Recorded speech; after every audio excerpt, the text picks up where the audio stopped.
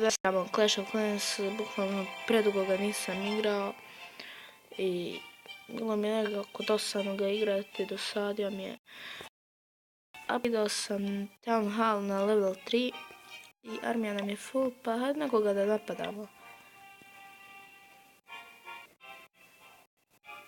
Da li da napadamo ovoga? Ne dam se njega napadati, iako je bio lahka meta. Zvoli da ga napadnem. Dobro, ima tu top, ima Sniper Town, ima još jedan top. Sve započe. Ne, idemo na sljedeći. Samo da smanj... Ovoga pogotovo nećemo, znači nema šanse njega. Dobro da nemam koga da napadnem, neko da mi je lak da ga napadnem. Oh my god. Ja prvo riješite taj top.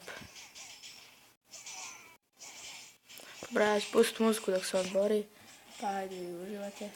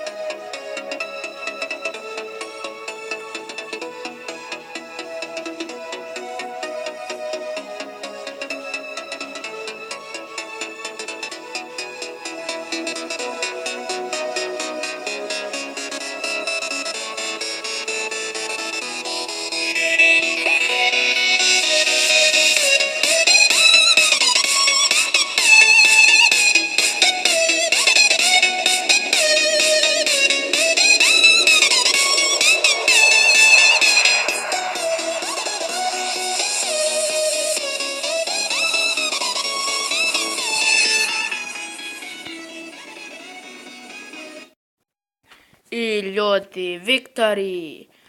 Excellent, sa 3 zvjezdice. Uspjeli smo da pobjedimo sa 3 zvjezdice, iako nisam baš dugo bio u Clash of Clansu, nisam ga igrao bukvalno od prošlog snimanja. Pa eto sad mogu malo da sad se zaigrao. I eto ga, odmah pobjeda, znači evo naš klan Stilex YouTube i trenutno imamo 295 pobjeda što je ekstra. I klan je Stilex YouTube, znači sve, zamolio bih vas da se učlanite u Stilex YouTube klan i to je bilo to, mi se vidimo u sljedećem klipu. Poz!